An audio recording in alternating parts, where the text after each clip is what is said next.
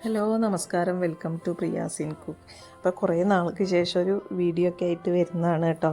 അപ്പോൾ ഞാനിന്ന് ലഞ്ച് ഉണ്ടാക്കിയപ്പോൾ സിമ്പിളായിട്ടൊരു ലഞ്ചാണ് ഉണ്ടാക്കിയത്. അപ്പോൾ മോര് കാച്ചിയതും ബീട്രൂട്ട് ഉപ്പേരിയും കത്തിരിക്ക ഫ്രൈ ആണ് ഉണ്ടാക്കിയത്. അപ്പോൾ മോര് കാച്ചിയത് എല്ലാവരും ഉണ്ടാക്കുന്നൊരു റെസിപ്പി തന്നെയാണ്, സിമ്പിളാണ്, എല്ലാവർക്കും ഇഷ്ടമുള്ളൊരു റെസിപ്പി തന്നെയാണ്. എന്നാൽ കൂടി ഓരോരുത്തരും ഓരോ സ്റ്റൈലിലാണല്ലോ ചെയ്യുന്നത്. അപ്പോൾ ഞാൻ എങ്ങനെയാണ് ചെയ്യുന്നതെന്ന് നിങ്ങളെ കൂടെ ഒന്ന് കാണിക്കാമെന്ന് വിചാരിച്ചു കേട്ടോ. അപ്പോൾ മോര് കാച്ചുന്നതിന് ആവശ്യമായിട്ടുള്ള സാധനങ്ങൾ ഞാനിവിടെ എടുത്തു വെച്ചിട്ടുണ്ട്. അപ്പോൾ ഒരു 5 പച്ചമുളക് നല്ലപോലെ 4 പീസാക്കി നീളത്തിൽ കീറി വെച്ചിട്ടുണ്ട് കേട്ടോ. പിന്നെ ഒരു വറ്റൽമുളക്, ഒരു തണ്ട് കറിവേപ്പില, പച്ചക്കുരുമുളക്, ഒരു നുള്ള് കായപ്പൊടി, മഞ്ഞൾപ്പൊടി, കടുക്, ജീരകം, ഇത്രയാണ് എടുത്തു വെച്ചിരിക്കുന്നത് കേട്ടോ. അപ്പോൾ ഒരു ചട്ടി അടുപ്പത്ത് വയ്ക്കുക, ആവശ്യത്തിന് വെളിച്ചെണ്ണ ചേർത്ത് കൊടുക്കുക. വെളിച്ചെണ്ണ തന്നെ എടുക്കാനായിട്ട് ശ്രദ്ധിക്കണം കേട്ടോ. നമ്മുടെ നാടൻ കറികൾക്കൊക്കെ വെളിച്ചെണ്ണയാണല്ലോ ടേസ്റ്റ് തരുന്നത്. അപ്പോൾ എണ്ണ ചൂടായി കഴിയുമ്പോൾ നമുക്ക് കടുകും ജീരകവും കൂടെ ചേർത്ത് കൊടുക്കാം.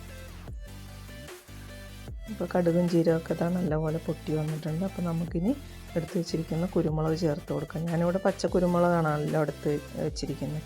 പച്ചക്കുരുമുളക് തന്നെ വേണമെന്ന് നിർബന്ധമൊന്നുമില്ല, സാധാ കുരുമുളക് ചേർത്താലും മതി. അപ്പോൾ ഞാനിവിടെ കുരുമുളക് ചേർത്ത് കൊടുക്കുകയാണ് കേട്ടോ. കുരുമുളക് ചേർത്ത് കൊടുത്തു. അതൊന്ന് പൊട്ടി വരുമ്പോൾ നമുക്ക് അരിഞ്ഞു വെച്ചിരിക്കുന്ന പച്ചമുളകും വറ്റൽമുളകും കൂടെ ചേർത്ത് കൊടുക്കാം.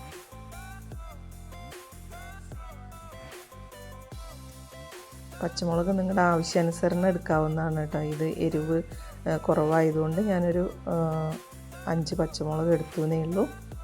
നിങ്ങളുടെ ആവശ്യാനുസരണം പച്ചമുളക് ചേർത്ത് കൊടുക്കാം. എരിവിനനുസരിച്ചിട്ട്, ഇനി കുട്ടികളൊക്കെ ആകുമ്പോൾ എരിവ് കൂടുതൽ വേണ്ടാന്നുണ്ടെങ്കിൽ പച്ചമുളകിൻ്റെ എണ്ണം കുറയ്ക്കാവുന്നതാണ്. അപ്പോൾ മുളക് ഒന്ന് വാടി വരുമ്പോൾ കറിവേപ്പില കൂടെ ചേർത്ത് കൊടുക്കാം. കറിവേപ്പില ഫ്രഷ് കറിവേപ്പില ആവാൻ ശ്രദ്ധിക്കുക, എന്നാലേ നമ്മുടെ കറിക്ക് രുചി ഉണ്ടാവുള്ളൂ കേട്ടോ. അപ്പോൾ എടുത്ത് വെച്ചിരിക്കുന്ന കായപ്പൊടി മഞ്ഞൾപ്പൊടിയും കൂടെ ഞാനിത് ചേർത്ത് കൊടുത്തിട്ടുണ്ട്. ഇനി ഒന്ന് ഇളക്കി കൊടുക്കാം. ഇത്രയേ ഉള്ളൂ പണി. നമുക്ക് ഈ മുളകൊന്ന് വാടി വരുമ്പോൾ, പച്ചമുളക് നല്ലപോലെ വാടി എണ്ണയിലേക്ക് അതിൻ്റെ ടേസ്റ്റൊക്കെ ഇറങ്ങി കഴിയുമ്പോൾ നമുക്ക് തൈര് ചേർത്ത് കൊടുക്കാം. അപ്പോൾ ഞാൻ 1/2 ലിറ്റർ തൈര് ആവശ്യത്തിന് വെള്ളമൊഴിച്ച് മിക്സിയിൽ അടിച്ച് വെച്ചിട്ടുണ്ട് കേട്ടോ.